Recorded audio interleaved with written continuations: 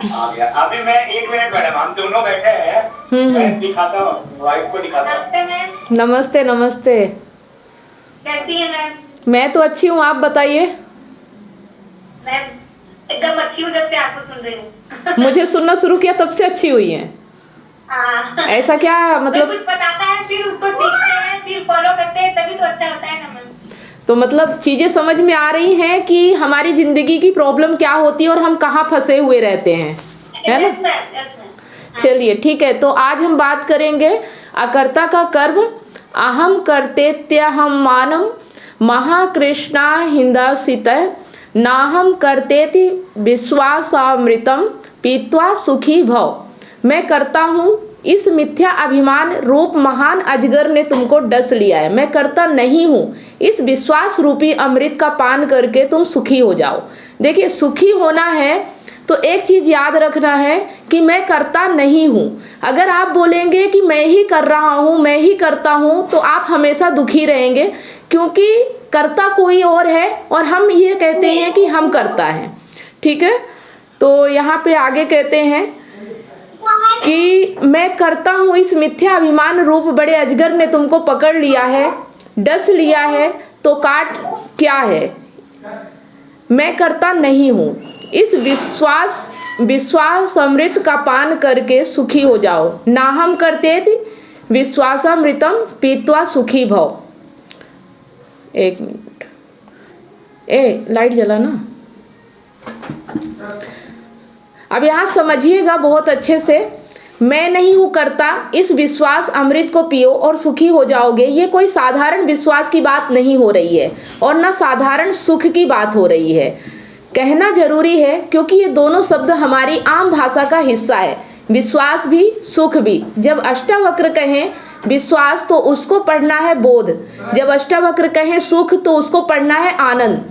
मैं करता नहीं हूँ, ये कोई विश्वास की बात नहीं है, ये समझने की बात है। आप थोड़े ही करता है, आप तो जो है कर्ता वास्तव में उससे नाहक जुड़े बैठे हैं। कर्ता की कुर्सी आपकी नहीं है, आप जाकर उस पर धमक गए हैं बस। देखिए, जहां बात की जा रही है विश्वास की, तो हमारी आम भाषा का जो विश्वास होता है ना कि मुझे ये विश्वास है, मुझे भरोसा है, वो वाली बात नहीं है। यहाँ विश्वास को बोध कहा जा रहा है, और बोध मतलब ज्ञान। जब हमें ये ज्ञान होता है कि करता कोई और है, मतलब हम जो भी कर रहे हैं ना, वो हम नहीं कर रहे, वो अपने आप हो रहा है। और इस चीज को जब हम समझ जाते हैं, जब हम जान जाते हैं, जब हमें ज्ञान हो जाता है, तो फिर हम उसके भोक्ता भी नहीं रहते। जो करता है वही भोक्ता है। मतलब अगर अपने आप हो रहा है तो उसका जो फल आएगा वो भी अपने आप ही होगा, मतलब उसमें हमें कोई प्रॉब्लम भी नहीं होगी। तो जब हम करता बनते हैं तो हम भोक्ता बनते हैं, अगर हम करता नहीं है तो हम भोक्ता भी नहीं है, चाहे कुछ भी हो।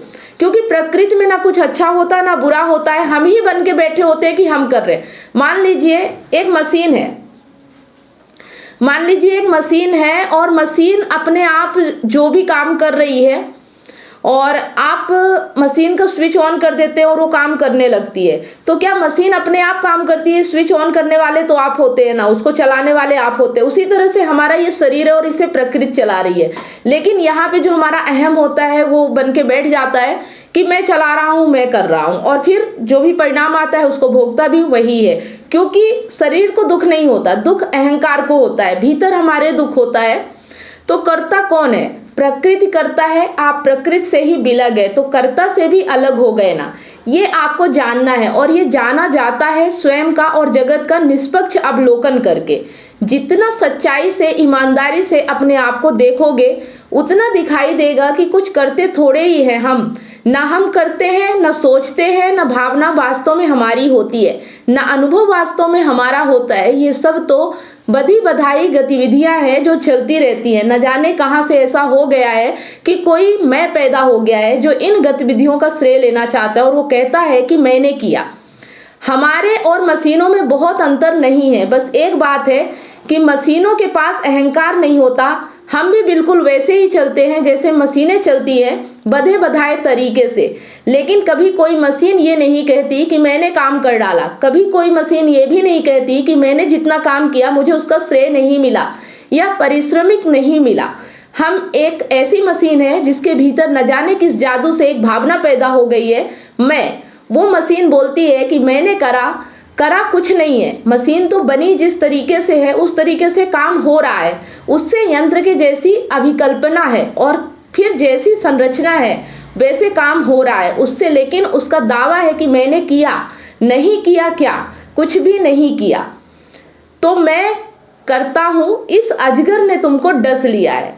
किसको डस लिया है? मैं को ही डस लिया है। ये जो मैं नाहक उत्पन्न हो जाता है यही अपना जहर है। उस जहर की काट क्या है? जहर की काट है मैं को उसके विषय से मुक्ति दिला देना। मैं का विषय क्या होता है? मशीन, यंत्र। मैं कहता है कि ये जो सारे काम है जो यंत्रवत हो रहे हैं वो काम यंत्रवत नहीं हो रहे, यंत्र द्वारा नहीं हो रहे, वो काम मेरे द्वारा हो रहे। जब मैं ऐसा कह देता है तो बड़ी पीड़ा उठती है। किसको? यंत्र को कि मैं को? सारा दुख झेलता है यंत्र या मैं? अब ये मजेदार बात है कि यंत्र की एक तथ्यगत सत्ता है, यंत्र सचमुच है, जैसे कि शरीर सचमुच है। शरीर है और जो है वास्तव में वो दुख नहीं पा रहा है, शरीर नहीं दुख पाता, लेकिन शरीर से जुड़ करके मैं बहुत दुख पाता है। देखिए यहाँ पे जो बात है उसे ध्यान से समझिएगा। मैं किसकी बात हो रही है? अहंकार की। मैं किसे कहते हैं? अहंकार को। तो जो ये अहंकार है जो बोलता है मैंने किया, ये सब कुछ हमें श्रेय मिलना चाहिए, हमने ऐसा किया तो हमें कोई श्रेय क्यों नहीं दे रहा है, हमारी और कोई देख क्यों नहीं रहा, हमें कोई शाबाशी क्यों नहीं दे रहा है, या फिर हम जब दुखी हो जाते परेशान होते तो अपने को बोलते हैं मैं दुखी हूँ। तो इसका मतलब ये जो मैं बना बैठा है ना, ये एक झूठ है, एक मिथ्या है एक तरह से, या कह दीजिए कि संयोग है कि जैसे ही शरीर जन्म लेता है वैसे ही मैं भी जन्म ले लेता है। लेकिन शरीर तथ्य है, शरीर दिखता है कि शरीर है, लेकिन मैं कहीं नहीं दिखता। मैं को आप खोजो, कहाँ है मैं?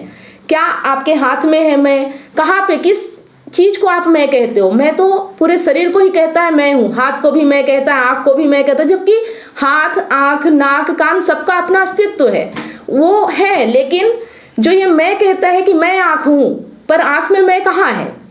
अहंकार अपने आप को हर जगह बताता है लेकिन वो है कहीं नहीं, और यही उसका दुख है। इस चीज को जो व्यक्ति जान लेता है कि ये जो हमारा शरीर है ये एक यंत्र की तरह है, एक मशीन की तरह है, और ये शरीर से जो भी काम हो रहा है या जो विचार आ रहे हैं या जो हम कर रहे हैं वो हमारी प्रक्रिया में शामिल है, हमारे मतलब लालन पालन में, हमारे जन्म में, हमारे माहौल में, हमारी शिक्षा में, हमारे सामाजिकता में, हमारे नैतिकता में, जो कुछ ये सोखता है, जैसा भी हमारा जन्म से हमारा जो भी परवरिश होती है उस हिसाब से हमारे जीवन के कर्म होते हैं। तो ये अपने आप होता है और इसमें कोई करने वाला नहीं होता है। हर चीज़ यहाँ हमारे गुणों के कारण होती है। और जैसा कि हमने गीता में बात किया था कि 3 गुण होते हैं प्रकृति में, रजोगुण, सतोगुण और तमोगुण, और इन 3 गुणों के कारण ही हमारे जीवन में जो कुछ भी होता है तो उस तरह से होता है। लेकिन ये अहंकार कहता है कि मैं करता हूँ, और जब ये कह देता है कि मैं करता हूँ तो इसे ही दुख भी मिलता है। अब कितनी विचित्र बात है कि शरीर तो है और वो दुख नहीं पा रहा है, और आप मैं को खोजने निकलेंगे तो कहीं नहीं मिलेगा, लेकिन फिर भी दुख पाता है। मैं का पता बताइए, मैं को खोज कर पकड़ कर लाइए, आप नहीं ला पाएंगे, लेकिन दुख वो भरपूर पाता है। और दुख वो पाता है शरीर बनकर, शरीर से अपने आप को संबंधित करके, और जिससे वो संबंधित कर रहा है उसको कोई समस्या नहीं है। यंत्रवत चलने से शरीर को कोई समस्या नहीं है, शरीर अपना मस्त चल रहा है, शारीरिक जीवन अपना चल रहा है। शारीरिक जीवन में ये सब आ जाता है, पैदा होना, सांस लेना, खाना पीना, तमाम तरह की प्राकृतिक क्रियाएं वो सब अपना चल रही हैं, यंत्र अपना काम कर रहा है। कहीं से बिन बुलाया ये मेहमान आ गया है जो कहता है ऐसा है वैसा है, मैं यंत्र हूँ, मैं यंत्र का संचालक हूँ, ये यंत्र बड़ी कीर्ति अर्जित करेगा, ये यंत्र जो मैं हूँ बहुत कीर्ति अर्जित करेगा। तो इसी मैं के लिए यही जो एक झूठी घोषणा करता है और झूठी बात करके फिर खूब दुख पाता है, इसी के लिए अष्टावक्र का सारा उपदेश है। ये कह रहे हैं बेटा तुम्हारी खैरियत इसी में है कि तुम अपने आप को कर्ता भोक्ता के खेल से बिल्कुल अलग कर लो कि मैं कर्ता नहीं हूँ। इतना अष्टावक्र यहाँ पर कहते हैं, उसको आप पूरा ऐसे भी पढ़ सकते हैं, मैं कर्ता नहीं हूँ, मैं भोक्ता भी नहीं हूँ। कर्ता और भोक्ता क्या है? नहीं है, बिल्कुल है, वहाँ है, दूर है, सामने है, अलग है, एक दूसरे के लिए है, मेरे लिए नहीं है। मतलब कर्ता और भोक्ता है लेकिन मेरे लिए नहीं है। अगर ये शरीर कुछ कर रहा है तो भोक्ता भी ये शरीर होना चाहिए, मैं नहीं होना चाहिए। जो ये भीतर हमारे उठता है ना कि मुझे तकलीफ हो रही है, मेरे साथ धोखा हुआ है, ऐसा नहीं होना चाहिए। आपका शरीर ने कुछ कर्म किया, आपके शरीर को कुछ हो रहा है तो वो खुद ही करता है और खुद ही भोगता है, आपको बीच में आने की जरूरत नहीं है। मेरे लिए कुछ भी नहीं है, मैं अपने आप में पूरा हूँ, मैं किसी से संबंध के आधार पर खड़ा ही नहीं हूँ, मैं अवलंबित ही नहीं हूँ, मैं स्वतंत्र हूँ और अपने आप में पूर्ण हूँ। यही वो अमृत है जिसको पी करके, यही वो दवा है जिसके सेवन से सर्पदंश से मुक्ति मिलती है। और सर्पदंश से क्या है, मैं अधूरा हूँ, काम कर कर के मुझे पूरा होना है, क्योंकि कर्ता माने जो करे, माने काम कर्म है ना। देखिए यहाँ पे हम अपने आप को अधूरा मानते, अपूर्ण मानते, और हमें लगता है कि हम कुछ करेंगे तो पूरे हो जाएंगे। तो ये जो भाव है ना, यही हमारा दुख है, क्योंकि हम पूर्ण हैं, हमें कुछ नहीं चाहिए, बस हम हैं इस दुनिया में, हमारा शरीर है तो कुछ हो रहा है, लेकिन हम करता नहीं है। जिस दिन हमें ये समझ आ जाता है, जिस दिन हमें ये ज्ञान मिल जाता है, उस दिन हमें अंदर से दुख भी नहीं होता है। दुख हमें तभी तक होता है जब तक हम बने होते हैं, जब तक हमें लगता है कि हम कुछ कर रहे हैं, कुछ हमारे साथ हो रहा है, या हम कुछ सुधार सकते हैं, या हम कुछ सोच सकते हैं। जबकि हमें ये पता होना चाहिए, आप अपने जीवन के उदाहरणों से देख लो कि आज तक आपने जो सोचा है, आपने आज तक जो करना चाहा है, क्या आपके बस में है, आपने किया है? कभी नहीं हुआ है। और वो होता इसलिए नहीं है क्योंकि आप करता नहीं हो, करता ये प्रकृति है। लेकिन मैं जो है, ये अहंकार, वो बोलता है कि मैंने किया, और वो पूरे शरीर को ही मैं बोलता है कि मैं हूँ, जबकि ये एक शरीर यंत्र की तरह है, ये प्राकृतिक है, इसमें कोई ऐसी चीज नहीं है कि जिसे कंट्रोल किया जा सके।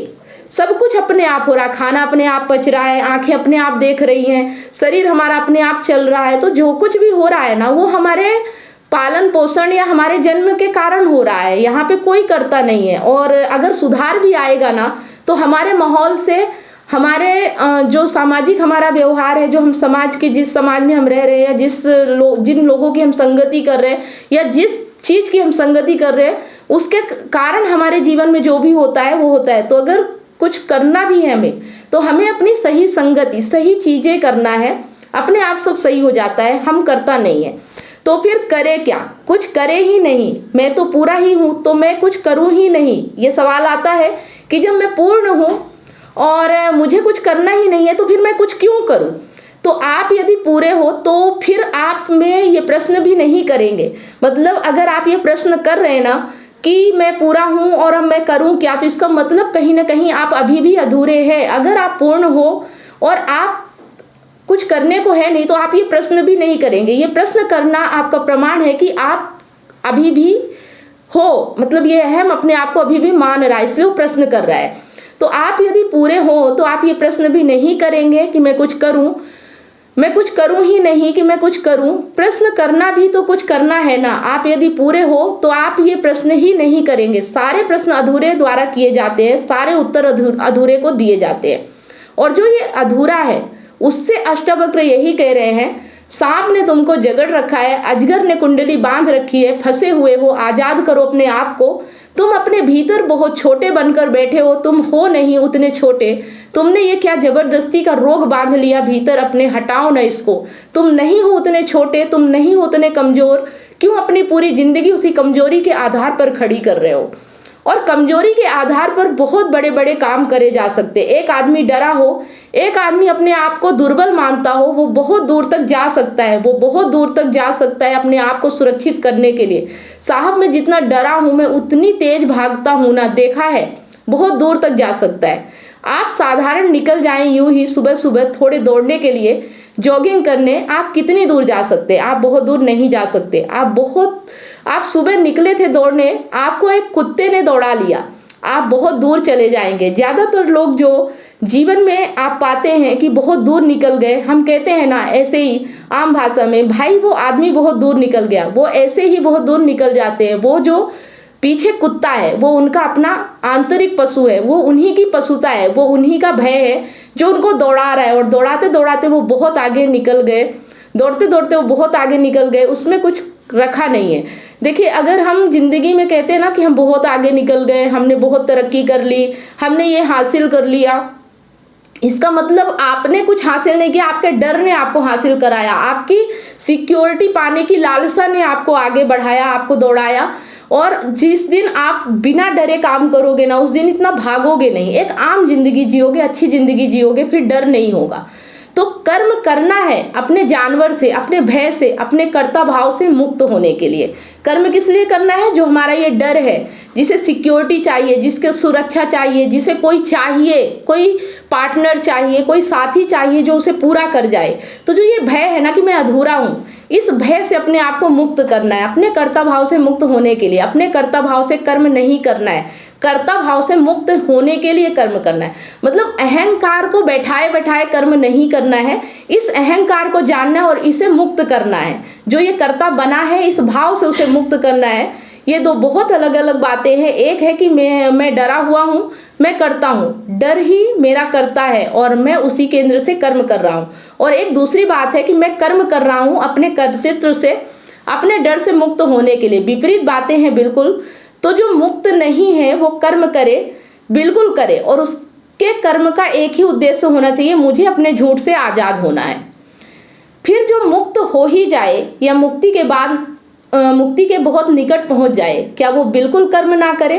क्योंकि अष्टावक्र तो कह रहे हैं कि याद रखो कि तुम कर्ता नहीं हो, वो बिल्कुल कर्म ना करे। अरे भाई, अष्टावक्र स्वयं भी तो कर्म कर रहे हैं, इसी से इशारा समझ लो ना। अष्टावक्र कर्म कर रहे हैं ना, और अष्टावक्र कह रहे हैं देखो, कर्म करना नहीं, करता हो नहीं। जो मुक्त हो जाता है फिर वो कर्म करता है, और वो कर्म करता है अपने विषय के तल पर आकर।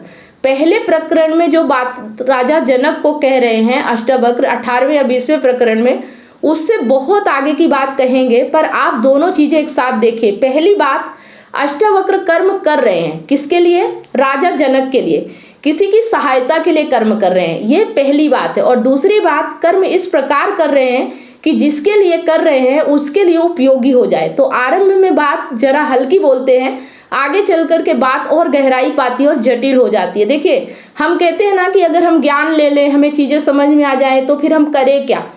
तो जिस ज्ञान से आप मुक्त हो रहे हो, जिस ज्ञान से आपको समझ में आ रहा है, फिर आपको दूसरों के लिए वो काम करना है। अगर आप अपने आप को मुक्त कर पाते हो, आप अपने डर को, अपने टेंशन को, अपने परेशानी को खत्म कर पाते हो, तो फिर आपको क्या करना है कि जैसे आप खत्म किए हो अपने डर को, अपने परेशानी को, उसी तरह से आप फिर दूसरों की मदद करते हो ताकि वो भी अपने डर, अपनी परेशानी, अपनी चिंता से मुक्त हो सके। तो अगर दुनिया में कुछ करने लायक काम है तो सिर्फ यही है, अपने आप को जानो, अपने आप का जो भीतर का डर है, जो चिंता है, जो परेशानी है, जो कामना है, उसे खत्म करो और फिर ऐसे लोगों की मदद करो जो आपकी तरह परेशान है। तो जो मुक्ति की ओर बढ़ने लगते हैं, अक्सर पाया गया है कि वो और सघन कर्म में उतरने लगते हैं। पहले उन्होंने एक यात्रा करी थी स्वयं से मुक्त होने के लिए, और अब वो यात्रा करते हैं औरों को मुक्त कराने के लिए। क्या वो अभी भी मानते हैं कि दूसरे हैं? क्योंकि अद्वैत की तो मूल बात ही यही है कि दूसरा तो कोई है ही नहीं, हम ही है बस। हाँ बिल्कुल, अष्टावक्र की दृष्टि से देखें तो जनक है ही नहीं, क्योंकि जनक भी एक मिथ्या जगत का, एक लहरों के झाग जैसे जगत का हिस्सा भर है। लेकिन ये अष्टावक्र की दृष्टि में है ना, जनक की अपनी दृष्टि में तो जनक है ना, सिर्फ जनक है, बल्कि सिर्फ जनक है, बल्कि जनक अपने होने से संतप्त भी है, अपने होने से दुख भी पा रहे हैं। तो अष्टावक्र भली भांति जानते हैं कि जितनी जिज्ञासाएं हैं जनक की, वो सब मिथ्या है, जनक का होना ही मिथ्या है। लेकिन फिर भी वो जनक की पूरी मदद करते हैं। ये मुक्त पुरुष का आचरण होता है। उसको आप कर्तृत्व से अलग पाएंगे, लेकिन घोर कर्म में पाएंगे। वो करता नहीं है पर कर्म खूब करता है। ये कैसी हमने अजीब बात बोल दी, करता नहीं है पर कर्म करता है। वो करता इसलिए नहीं है क्योंकि वो भोगता नहीं है। कर्ता की परिभाषा ये नहीं होती कि वो कर्म कर रहा है। कर्म खूब करता है मुक्त पुरुष, पर करता नहीं बनता क्योंकि उसे भोगता नहीं है। जिसे भोगने की इच्छा है मात्र वही करता है। अष्टावक्र जो कुछ भी कह रहे हैं, कर रहे हैं, उसके परिणाम में भोगने की उनकी कोई इच्छा नहीं है। वो जो भी कुछ कर रहे हैं जनक के लिए कर रहे हैं।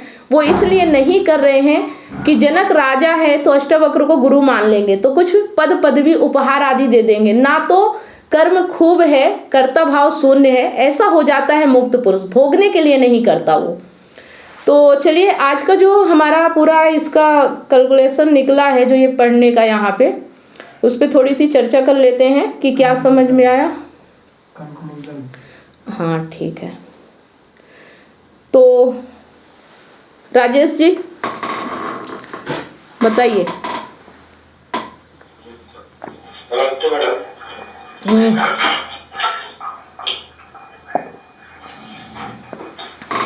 अभी समझ में आया कि हमने क्या समझा यहाँ पे पढ़ने पे, कि अभी समझाना पड़ेगा?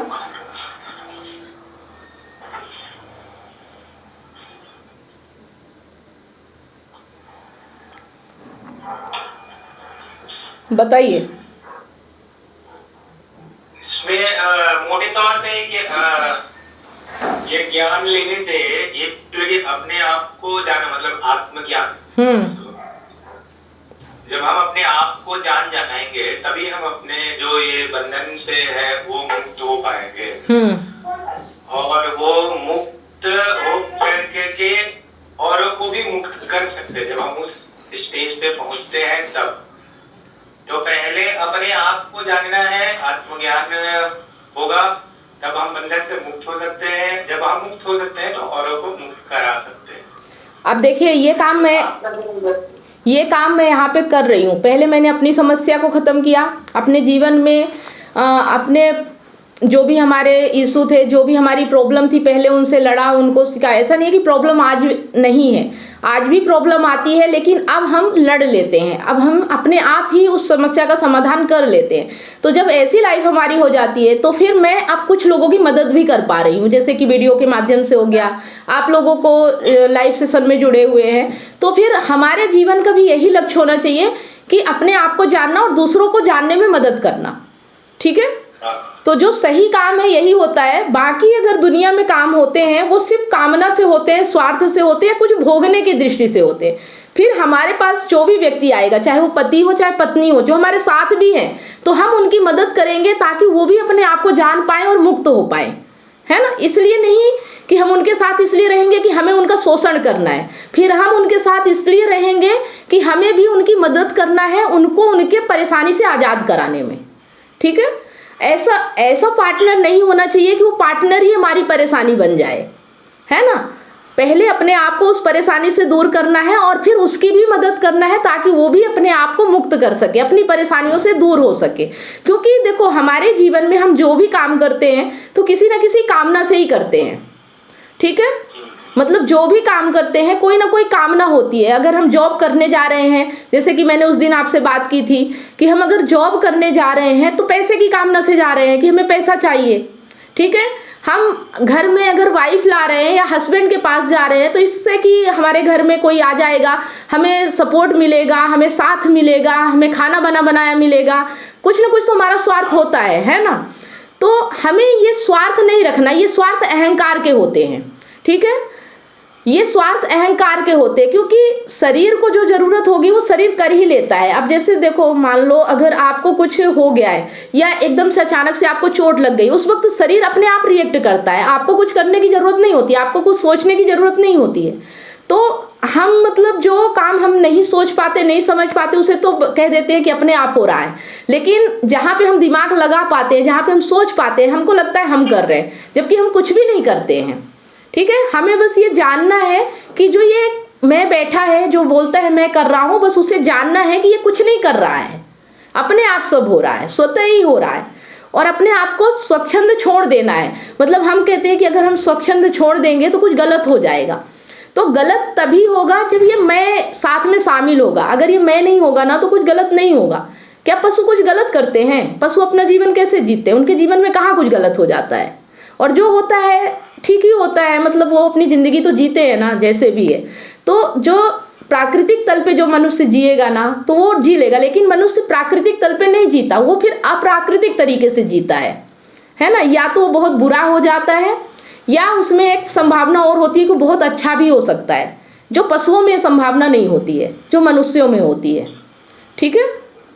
तो हम अगर मनुष्य हैं तो हमारा एक ही काम है, जानना, कुछ करना नहीं, जानना। जो कुछ भी हो रहा है उसे जानना है कि ये कैसे हो रहा है, कहाँ से हो रहा है, इसका कौन कर रहा है। तो जो अष्टवक्र जैसे लोग हैं, कृष्ण जैसे लोग हैं, उन्होंने जाना है कि ये सब जो हो रहा है ना, ये सिर्फ प्रकृति कर रही है, प्राकृतिक गुणों के कारण हो रहा है, मैं कोई नहीं है। मतलब जो ये बोलता है ना मैं करता हूँ, कहेंगे कि अगर हम किसी से शादी करके लेके आए और झगड़ा हो रहा है तो मेरी गलती है। हाँ, गलती आपकी है, क्योंकि आपने कामना करके किसी को लेके आए, है ना। जो काम आप कामना से करोगे, जो काम आप स्वार्थ से करोगे, जो काम आप लालच से करोगे, वहां आपकी गलती है। अगर आप करता हो तो आप उसका परिणाम भी भोगता हो, आपको भोगना पड़ेगा। तो अगर आप नहीं भोगना चाहते हो तो आपको कर्ता नहीं बनना होगा। आप ये नहीं कह सकते कि मैंने किया है, ठीक है।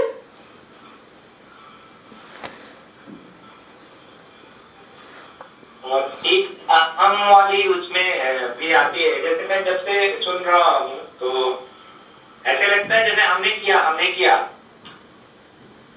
बट ऐसा कुछ होता नहीं है कि मैंने किया। ये जब समझ में आ जाता है कि नहीं, मैं तो कुछ हूँ भी नहीं, तो वही जो हमने पहले भजन के रूप में सुना था, करते हो तुम कन्हैया मेरा नाम हो रहा है, ऐसा हमने भी सुना होगा मैडम। तो करने वाला कोई और है, बस हमारा नाम हो जाता है।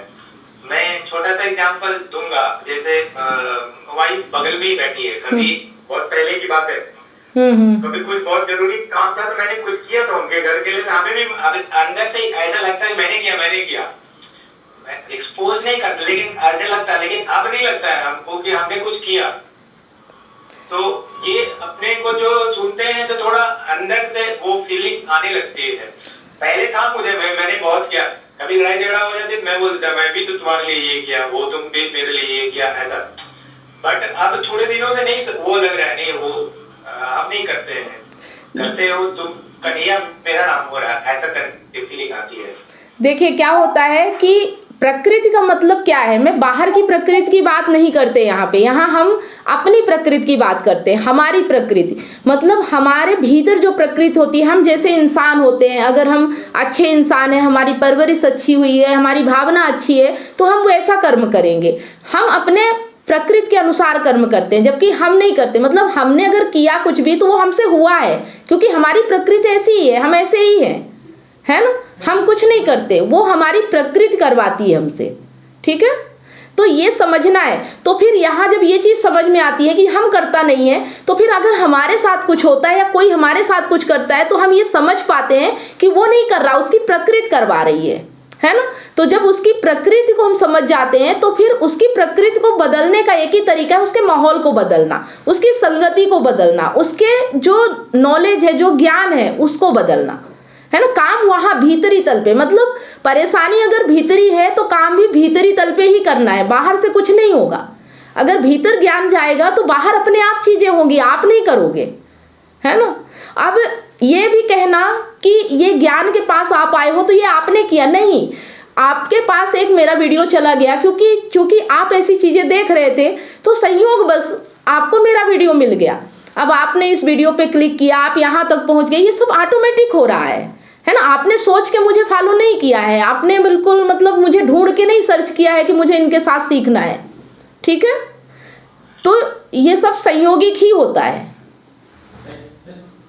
उसमें भी मैं ये समझता हूँ, जैसे अभी कभी बोलते हैं कि जब बुरे दिन आते हैं ना, तो उसके बाद फिर थोड़े अच्छे दिन आने लगते हैं, तो शायद वैसा आया था मेरे मन में, ऐसा लगा था मैं उसमें जाने लगा, मैं डिप्रेशन जैसा आने लगा था। तो मुझे लगा कि मेरे को ये सबसे बुरे दिन है। तो उस ड्यूरेशन में मुझे ऐसा कुछ मिला, तो बोलते हैं कि उसके बाद में जब एकदम खराब होता है तो उसके बाद फिर आपका अच्छा दिन आने वाला होता है। तो वो लिंक शायद मुझे मिल गया होगा कि चलो ठीक है मैं ऐसे करता हूँ। फिर अब यहाँ पे आप मुझे बोल रहे हैं, मुझे नहीं, आपकी प्रकृति में ये हो रहा है, मतलब आप प्रकृति में नेचर ने दिया, पावर होता है, इसको कोई तो होगा जो ये दुनिया को चला, पावर है ना, ब्रह्मांड है ना, प्रकृति, ये पूरी प्रकृति ही पावर है। और हम पंच तत्वों से निर्मित हैं, है ना। इस ब्रह्मांड में अगर ये पंच तत्व ना हो तो हमारा अस्तित्व ही नहीं है ना। और पंच तत्व, हाँ, अगर सूर्य, पानी, मिट्टी, हवा, ये सब, अग्नि, ये सब नहीं हो तो हम नहीं होंगे, है ना। तो ये प्रकृति की देन है। तो ये शरीर खड़ा हो गया है। अब इस शरीर को चलाने वाले 3 गुण होते हैं, एक होता है रजोगुण, तमोगुण और सतोगुण, है ना। रजोगुण वो होता है जो इंसान की वृत्तियों को एकदम नीचे गिरा देता है ना, वो एकदम निचले स्तर का होता है। तमोगुण वो होता है जो आप मिडिल में होता है, तामसिक प्रवृत्ति, मतलब कि कुछ भोगना है, कुछ पाना है, कुछ अपना बना लेना है, ये तामसिक प्रवृत्ति है। और सतोगुण वो होता है जो सबके लिए अच्छा सोचता है, अच्छी बातें करता है, अच्छा एजुकेशन लेता है, अच्छी शिक्षा लेता है, मतलब एक अच्छाई की राह पे चलना, समझ लीजिए, जिसे भक्ति मार्ग में भी चलना, ज्ञान मार्ग में चलना, ये सब सतोगुण के तहत आते हैं। तो अगर ये सब गुण है ना, तो ये हमारे भीतर के गुण हैं, हमारी प्रकृति है। तो अगर हम हमारे गुण जैसे होंगे वैसे हम कर्म करेंगे, है ना। अभी देखिए, कोई व्यक्ति होता है जो ऐसे घर में पैदा होता है जिसके यहाँ दारू, गांजा, झगड़ा और गंदी चीजें हो रही हैं, ऐसा माहौल उसे मिल रहा है, तो वो बच्चा कैसा होता है ना। उस बच्चे की प्रकृति कैसी होगी, वो भी तो उसी तरह का कर्म करेगा, है ना। किसी घर में देखिए बच्चे की परवरिश अच्छी होती है, उसे हॉस्टल में भेज दिया जाता है, अच्छी अच्छी शिक्षाएं दी जाती है, अच्छा एजुकेशन दिया जाता है, वो बच्चा फिर वैसा बनता है। तो एक तरह से ये माँ बाप का भी फर्ज होता है, फर्ज ही कह लीजिए, या कह लीजिए कि हमारे द्वारा कोई जन्म लिया है तो उसके प्रति हमारा कर्तव्य होता है कि हम भी सही राह पे चलें और उसे भी सही रास्ता दिखाएं। एक बच्चा होता है, जैसे आपका भी बच्चा छोटा है ना, अगर बच्चे की एज 5 साल से लेके 12 साल तक के बीच का बच्चा है ना, उसे आप जो सिखाओगे, जैसा माहौल दोगे, जैसे रहोगे, आपके घर की जैसी स्थिति रहेगी, जैसा सिचुएशन रहेगा, वो बच्चा वैसा ही बनेगा, समझ रहे। तो ये चीजें जब आप लोग यहाँ आ रहे हो, सीख रहे हो, तो अब आप अपने बच्चे का भी फ्यूचर अच्छा कर सकते हो, समझ रहे हो। अब हमारे में कुछ हो जाता है तो वो चला जाता है, उसको इमोशनली वो हो जाता है, तो हमें अभी से फील होता है वो चीज। तो ये चीजें आपको, अगर आप चाहते, हाँ, अगर आप चाहते हो कि आपका बच्चा भविष्य में अच्छा बने, उसका फ्यूचर अच्छा हो, तो आप दोनों को, पति पत्नी दोनों को, अपनी सिचुएशन को पीछे रख के अपने बच्चे के बारे में सोचना चाहिए। एक उद्देश्य होना चाहिए, एक लक्ष्य होना चाहिए, तो अपनी लड़ाई झगड़े वैसे भी कम हो जाते हैं, है ना। अगर हमारे जीवन में कोई अच्छा उद्देश्य है, कोई लक्ष्य है, तो फिर हमारे जो छोटे मोटे मुद्दे होते हैं ना, वो अपने आप सॉल्व हो जाते हैं। उनके लिए बहुत, मतलब ये बड़ी चीजें तभी तक होती हैं जब तक हमारे पास कोई करने लायक काम नहीं होता, कोई उद्देश्य नहीं होता, कोई जीवन का बड़ा लक्ष्य नहीं होता, है ना। अपने जीवन का लक्ष्य बनाइए, चाहे बच्चे की अच्छी परवरिश का हो गया, चाहे समाज के लिए कुछ अच्छा करने का हो गया, चाहे कुछ भी ऐसा जो आप कर सकते हो। जब हम दूसरों के लिए कुछ करते हैं ना, तभी हम जीवन में सुखी रह सकते हैं, खुश रह सकते हैं। जब तक हम अपने बारे में सोचेंगे, जब तक हम स्वार्थी होकर सोचेंगे, जब तक हम चाहेंगे कि हमें ही सब कुछ मिल जाए, तो पहली बात तो हमारे सोचने के अनुसार मिलेगा नहीं, और दूसरी बात कि अगर मिल भी गया तो हम खुश नहीं रह सकते, ठीक है। तो आपकी वाइफ बैठी आपके बगल में, अगर उनका भी कोई सवाल हो तो पूछ सकती हैं, क्योंकि देखो अगर सवाल है और पूछेंगे नहीं तो माइंड में चीज़ें तो जा रही हैं, लेकिन उसे कैसे अपने ऊपर अप्लाई करना वो चीज़ समझ में नहीं आती है ना। सुन रही हूँ मैम, धीरे धीरे